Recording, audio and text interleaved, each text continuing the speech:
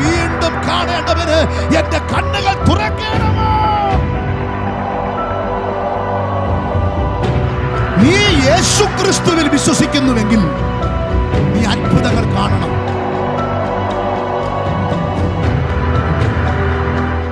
മർക്കോസിന്റെ സുവിശേഷം അതിന്റെ 4-ാം അധ്യായം 38-ാമത്തെ വേദഭാഗം സുപരിചിതമായ വേദഭാഗമാണ്. വേഗത്തിൽ വായിക്കാം.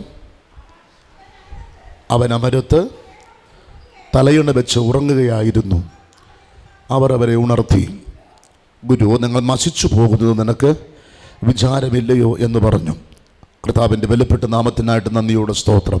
കരങ്ങൾ ഉയർത്തി കർത്താവിനെ മഹത്വപ്പെടുത്തിക്കാട്ടെ. ഉറക്കെ കർത്താവിനെ സ്തുതിച്ചാട്ടെ. വാക്യം 38-ാമത്തെ വേദഭാഗം. ആരോട് പറയുന്നു? യേശുവിൻ്റെ ശിഷ്യന്മാർ യേശുവിനോട് പറയുന്നു. എവിടെ വെച്ച് പറയുന്നു? ഗലീല കടലിൻ്റെ നടുക്ക് വെച്ച് പറയുന്നു. എന്തുകൊണ്ട് പറയുന്നു? ഗലീല കടലും പ്രക്ഷോഭമായി, പ്രതികൂലമായി, പ്രതിസന്ധിയായി, കൊടുങ്കാറ്റും തിരമാലയും ആഞ്ഞടിച്ച് പടകിനെ അടിച്ചു തകർത്ത് അവരിപ്പോൾ കടലിനകത്ത് വീണ് മുങ്ങിച്ചാകത്തക്ക ഒരു അന്തരീക്ഷം വന്നപ്പോൾ അവർ പടകിൽ ഉറങ്ങുന്ന യേശുവിനെ ഉണർത്തിയിട്ട് അവർ പറയുന്ന ഒരു പ്രധാനപ്പെട്ട വാക്കാണ് അവിടെ വായിക്കുന്നത്. ഞങ്ങൾ നശിച്ചു പോകുന്നത് നിനക്ക് വിചാരമില്ലയോ എന്നാണ്. ഞങ്ങൾ നശിച്ചു പോകുന്നത് എവിടെ വെച്ചാണ് അവർ നശിച്ചു പോകുന്നത്? കടലിൻ്റെ നടുവിൽ വെച്ച് നശിച്ചു പോകുന്നത് നിനക്ക് വിചാരമില്ലയോ എന്ന് ചോദിക്കുന്നു. മറ്റൊരു കാര്യം, മറ്റൊരു വെളിപ്പാട് അവിടെ കിടക്കുന്നത് എന്ത് എന്ന് ചോദിച്ചു കഴിഞ്ഞാൽ, നശിക്കാനാണോ നീ ഞങ്ങളെ ഇവിടെ കൊണ്ടുവന്നത്? അതായിരിക്കും ഏറ്റവും കൂടുതൽ ആ വാക്കിൻ്റെ പ്രധാനപ്പെട്ട ഭാഗം.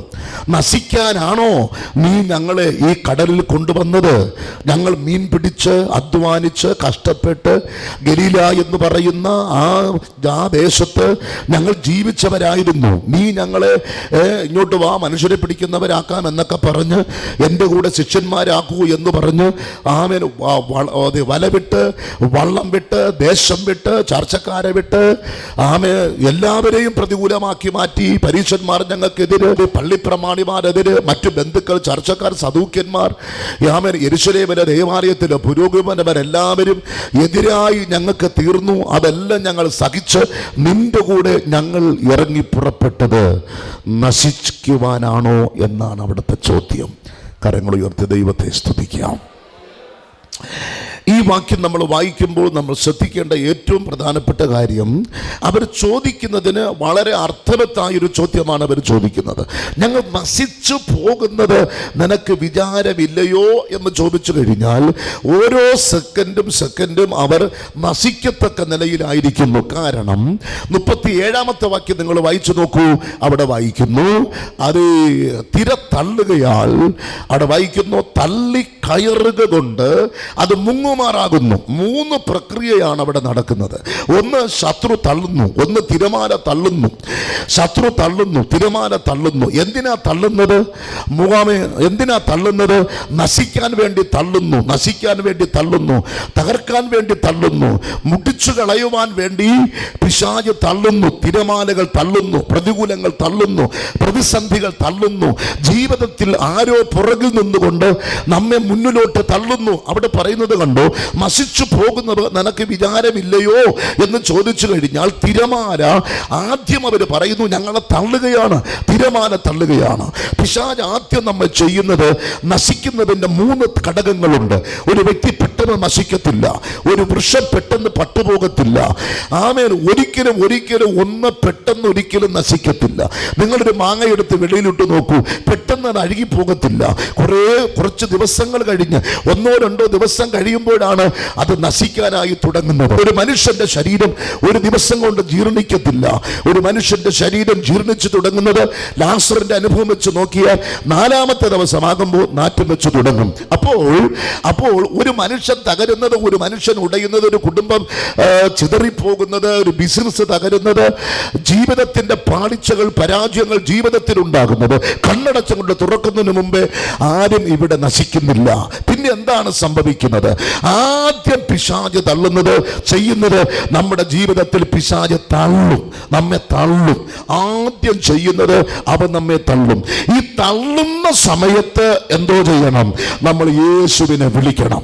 ദാവീദ് പറയുന്നു, പിശാച് എന്നെ വീഴുവാൻ തക്കവണ്ണം തള്ളി, യഹോവ എന്നെ താങ്ങി. കരങ്ങൾ ഉയർത്തി സ്തോത്രം ചെയ്യാം.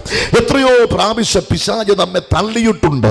പക്ഷെ ആ തള്ളിയപ്പോഴെല്ലാം നമ്മൾ തകർന്നു പോകാത്തതിന്റെ പ്രധാനപ്പെട്ട കാരണം, തള്ളി പക്ഷേ വീണ് മൂക്കിടിഞ്ഞ് ചാകാത്തതിന്റെ കാരണം നമ്മെ താങ്ങുന്ന ഒരു ദൈവത്തിന്റെ കരുണയാണ്. പിന്നെ എന്തുകൊണ്ടാണ് ഇവർ പറയുന്നത്? ഇവർ പേടിച്ചു പോയി, ഇവര് അന്തം വിട്ടുപോയി. യേശു കിടന്ന് ഉറങ്ങുന്നു. പ്രതികൂലത്തിന്റെ കാറ്റ്, തിരമാലകൾ വരുന്നു, പ്രതിസന്ധികൾ എങ്ങനെ പിടിച്ച് മുന്നോട്ട് പോകും എന്ന് ചിന്തിച്ച് ജീവിതത്തിൽ ആകപ്പാടെ മരണത്തെ മുഖാമുഖമായി കണ്ടു നിൽക്കുമ്പോൾ അവര് പറയുന്നത്, ഞങ്ങൾ നശിച്ചു പോകുന്നതിന് വേണ്ടിയാണോ നീ ഞങ്ങളെ ഇവിടെ കൊണ്ടെത്തിയിരിക്കുന്നത്? ഇന്ന് പകൽക്കാലം എന്റെയും നിങ്ങളുടെയും ജീവിതത്തിന്റെ പുറകോട്ടുള്ള മേഖലകളെ നോക്കിക്കഴിഞ്ഞാൽ, കർത്താവ് നമ്മെ വിളിച്ചു, ദൈവം നമ്മെ വേർതിരിച്ചു, ഈ കൃപയിൽ നമ്മളെ കൊണ്ടുവന്നു. നിശ്ചയമായി ഈ ദൈവകൃപയിൽ വരാതിരുന്നു എങ്കിൽ നമ്മൾ എന്നേ നശിച്ചു പോകുമായിരുന്നു, നമ്മൾ എന്നേ തകർന്നു പോകുമായിരുന്നു. അതുപോലെയുള്ള പ്രതികൂലങ്ങളാണ് നമ്മുടെ ജീവിതത്തിൽ ആഞ്ഞടിച്ചത്. യെശയ്യാവിന്റെ പ്രവചന പുസ്തകം 43-ാം അധ്യായം, അവിടെ ഇങ്ങനെയാണ് വായിക്കുന്നത്: വെള്ളത്തിൽ കൂടെ ഇസ്രായേൽ കടന്നുപോയി, തീയിൽ കൂടെ കടന്നുപോയി, തീ ജ്വാലയിലൂടെ കടന്നുപോയി. എന്താ തകരാത്തതിന്റെ കാരണം? നിന്നെ നശിക്കാനല്ല ദൈവം നിന്നെ വിളിച്ചത്, പിന്നെ നീ രക്ഷപ്പെടാനാണ് ദൈവം എന്നെ വിളിച്ചത്, ഉയർച്ച പ്രാപിക്കാനാണ് ദൈവം എന്നെ വിളിച്ചത്, ശ്രേഷ്ഠതയുടെ മണ്ഡലത്തിൽ കൊണ്ടെത്തിക്കാനാണ് ദൈവം നിന്നെ വിളിച്ചത്. പക്ഷെ ഇന്നത്തെ തിരമാലകളും ഇന്നത്തെ പ്രതികൂലങ്ങളും ഇന്നത്തെ വെല്ലുവിളികളും ഇന്നത്തെ സാഹചര്യങ്ങളും വെച്ച് നോക്കുമ്പോൾ രക്ഷപ്പെടാൻ ഒരു സാധ്യതയുമില്ല. പക്ഷേ നീ ഓർത്തോളണം, തള്ളുന്നു ശരി തന്നെയാണ്, പക്ഷെ തള്ളുന്നത് ഏതിനെയാ തള്ളുന്നത്? പടകിനെയാണ് തള്ളുന്നത്. എന്താ തള്ളി താഴെ ഇടാത്തതിന്റെ കാര്യം എന്താണ്? പടകിൽ അമരത്തൊരുവൻ തല വെച്ചുറങ്ങുന്നിടത്തോളം കാലം ദൈവ സാന്നിധ്യത്തിന്റെ ചലനത്തിന്റെ ആ ഇഴവേറിയ അന്തരീക്ഷം പടകനെ നിയന്ത്രിച്ചു കൊണ്ടിരിക്കുന്നു. നീ അല്ല പടകനെ നിയന്ത്രിക്കുന്നത്. നിന്റെ കഴിവോ നിന്റെ ശക്തിയോ ബലമോ 18 അടവുകളല്ല പടകനെ നിയന്ത്രിക്കുന്നത്. പടകനെ നിയന്ത്രിച്ചു കൊണ്ടിരിക്കുന്നത് അരുമനാഥനാണ്. Oh Jesus. സാഹചര്യങ്ങൾ, അന്തരീക്ഷങ്ങൾ, അവസ്ഥകൾ, നിലവാരങ്ങൾ എല്ലാം വെച്ച് നോക്കുമ്പോൾ അങ്ങോട്ട് നോക്കിയാൽ കുഴി, ഇങ്ങോട്ട് നോക്കിയാൽ കുഴി, മുന്നോട്ട് നോക്കിയാൽ കുഴി, പുറകോട്ട് നോക്കിയാൽ കുഴി. എന്തോ ചെയ്യും? എങ്ങോട്ട് പോകും? നീ മനസ്സിലാക്കിക്കൊള്ളണം, എല്ലാ ഭാഗത്തും കുഴിയാണെങ്കിലും നിന്നെ നിയന്ത്രിക്കുന്ന ഒരു ദൈവമുണ്ട്. 16-ാമത്തെ വയസ്സിൽ എന്നെ നിയന്ത്രിക്കുന്ന ഒരു ദൈവം എന്റെ കൂടെയുണ്ട്. നിങ്ങളുടെ ജീവിതത്തിൽ യേശുവിനെ എന്നാണോ നിങ്ങളുടെ രക്ഷകനും കർത്താവ് വീണ്ടെടുപ്പുകാരനുമായി നീ അംഗീകരിച്ചിട്ടുണ്ടോ, അന്ന് മുതൽ നിന്റെ ഭാവി ദൈവത്തിന്റെ നിയന്ത്രണത്തിലാണ്. വിശ്വസിക്കുന്ന എത്ര പേരുണ്ട്? ദൈവത്തിന്റെ നിയന്ത്രണത്തിലാണ്. ദൈവത്തിന്റെ നിയന്ത്രണങ്ങൾ. ഈ വണ്ടിക്കൊരു പ്രത്യേകതയുണ്ട്.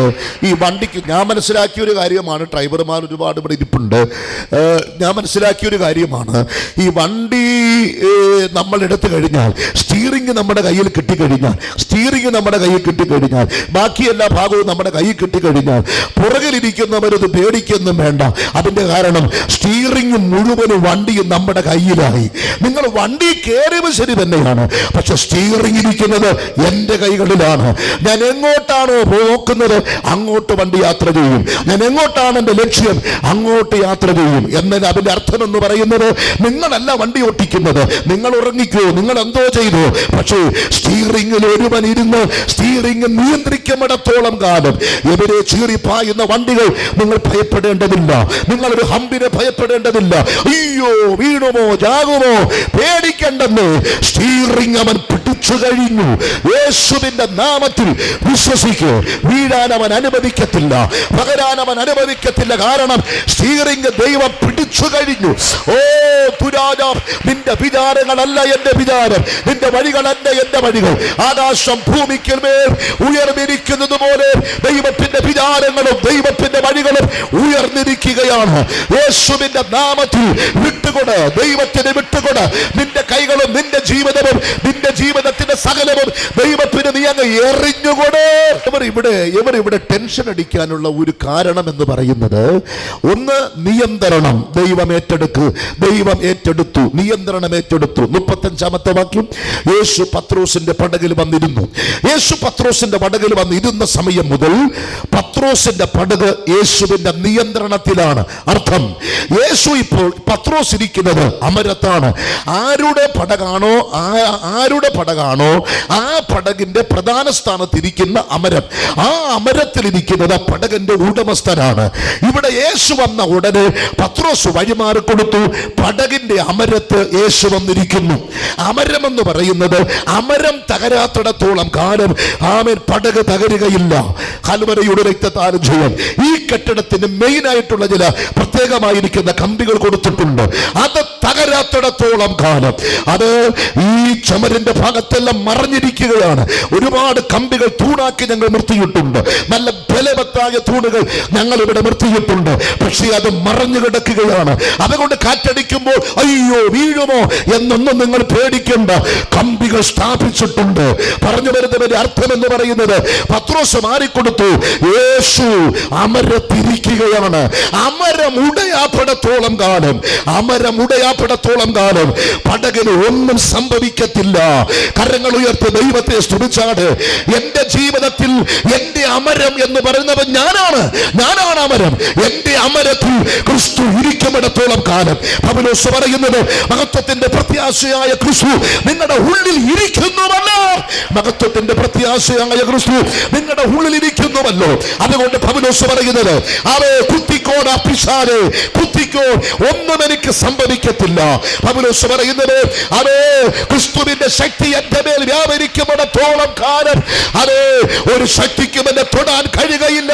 ഞാൻ ഈ ദൂത് പറയുമ്പോൾ പകർന്നു പോകുമോ, ഉടഞ്ഞു പോകുമോ, ചിതറി പോകുമോ, നശിച്ചു പോകുമോ എന്ന അന്തരീക്ഷങ്ങളുടെ മടിവിൽ വെച്ച് നിനക്ക് വേണ്ടി പ്രവർത്തിക്കുന്ന അത്ഭുതകരമായ ദൈവപ്രവൃത്തിയുടെ മഹത്വം ആത്മമണ്ഡലത്തിൽ ചലിക്കുന്ന ദൈവമക്കൾ മിണ്ടാതിരിക്കരുത്. ശക്തിയോടെ യേശുക്രിസ്തു അമരത്തിൽ ഇരിക്കുന്നിടത്തോളം കാലം കരങ്ങൾ ഉയർത്തി ദൈവത്തെ സ്തുതിച്ചാട്ടെ. ട്രെയിൻ യാത്ര ചെയ്തു പോകുന്ന വേളയിൽ ഒരുപാട് വിജനമായ സ്ഥലത്തൂടെ ട്രെയിൻ യാത്ര ചെയ്യുകയാണ്. ഒരുപാട് പേര് ട്രെയിനിൻ്റെ മോഹിലിരിക്കുമ്പോൾ ഓരോരുത്തരായിട്ട് ഓരോ സ്റ്റേഷനിലോട്ട് ഇറങ്ങിക്കൊണ്ടിരിക്കുന്ന സമയത്ത് ഒരപ്പച്ചനൊരു കുഞ്ഞിനെ ശ്രദ്ധിക്കുന്നുണ്ടായിരുന്നു. എല്ലാവരും ഇറങ്ങി. ഈ കുഞ്ഞു മാത്രം അവിടെ ഇരിക്കുന്നുണ്ട്. കുഞ്ഞ് കളിക്കുന്നുണ്ട്, ചിരിക്കുന്നുണ്ട്, സന്തോഷവതിയായിട്ടാണ് ഇരിക്കുന്നത്. അവസാനം എല്ലാവരും ഇറങ്ങി. അവസാനം അപ്പച്ചൻ മാത്രം ശേഷിച്ചു, ഈ കുഞ്ഞു മാത്രം ശേഷിച്ചു. ഇനിയും വിജനമായ സ്ഥലത്തൂടെ യാത്രയുണ്ട്. കള്ളന്മാരുണ്ട്, ദുഷ്ടന്മാരുണ്ട്, വിവിധ പ്രതികൂലങ്ങളൊക്കെയുണ്ട്. പക്ഷേ അപ്പച്ചനടുത്ത സ്റ്റോപ്പിൽ ഇറങ്ങണം. അപ്പോൾ ഈ കുഞ്ഞിൻ്റെ അടുക്കി ചെന്ന് ചോദിച്ചു, മോളെ, ഇനി വിജനമായ സ്ഥലങ്ങളിലൂടെയാണ് അത് യാത്ര ചെയ്യുന്നത്. നിനക്ക് പേടിയില്ലേ? നിനക്ക് ഭയമില്ലേ? നിനക്ക് എന്തെങ്കിലും സംഭവിച്ചു കഴിഞ്ഞാൽ എന്തോ ചെയ്യും? അപ്പോഴാണ് അവൾ പറഞ്ഞത്, എനിക്കൊരു പേടിയുമില്ല. അപ്പച്ചൻ പറഞ്ഞു, അതെന്നാ നിനക്ക് പേടിയില്ലാത്തത്? അതിൻ്റെ കാരണം, ആ എഞ്ചിൻ റൂമിൽ ഇരിക്കുന്നത് എൻ്റെ ഡാഡിയാണ് ഇരിക്കുന്നത്. എൻ്റെ ഡാഡി എന്നെ ശ്രദ്ധിക്കുന്നുണ്ട്, എന്നെ കാണുന്നുണ്ട്. ദേ നോക്കിക്കേ, കണ്ണാടി കൂടെ എന്നെ ഇടയ്ക്കിടയ്ക്ക് നോക്കിക്കൊണ്ടിരിക്കുന്നത് കണ്ടോ? പെട്ടെന്ന് അപ്പച്ചൻ നോക്കിയപ്പോൾ അത് നിന്റെ ഡാഡിയാണോ നിയന്ത്രിക്കുന്നത്? അത് ആ എഞ്ചിൻ റൂമിനകത്തിരിക്കുന്നത് എൻ്റെ ഡാഡിയാണ്. ആ ഡാഡി അവനകത്തിരിക്കുന്നിടത്തോളം കാലം എനിക്ക് വിജനം ഒരു വിഷയമല്ല. ഇതാണ് ക്രിസ്ത്യൻ ലൈഫിന്റെ ഏറ്റവും ഏറ്റവും ഏറ്റവും ഏറ്റവും പ്രധാനപ്പെട്ട ഭാഗം. ക്രിസ്തു നിന്റെ പടകളിരിക്കുന്നിടത്തോളം കാലം യേശുവിന്റെ ഹൃദയത്തിനകത്തിരിക്കും. അതാ പൗലോസ് പറയുന്നത്, മഹത്വത്തിന്റെ പ്രത്യാശയായ ക്രിസ്തു എന്റെ ഹൃദയത്തിനകത്തിരിക്കുന്നു. യേശു എന്റെ വീട്ടിനകത്തല്ല ഇരിക്കുന്നത്. യേശു എന്റെ വീട്ടിനകത്തല്ല ഇരിക്കുന്നത്. യേശു എന്റെ ഓഫീസിനകത്തല്ല ഇരിക്കുന്നത്. എടാ, ഇരുളിന്റെ അധികാരമേ, യേശു ഇരിക്കുന്നത് അവന്റെ ഹൃദയത്തിനകത്താണ്. അതുകൊണ്ട് പൗലോസ് യാഥാർത്ഥ്യങ്ങളെ നോക്കിക്കൊണ്ട്, പ്രതികൂലങ്ങളെ നോക്കിക്കൊണ്ട് പൗലോസ് വിളിച്ചു പറഞ്ഞു, ഞാൻ ആരിൽ വിശ്വസിച്ചിരിക്കുന്നു എന്ന് ഞാൻ അറിയുന്നു. അവൻ എന്റെ ഉപനിധിയാ ദിവസം വരെയും സൂക്ഷിപ്പാൻ വിശ്വസ്തൻ തന്നെയാണ്.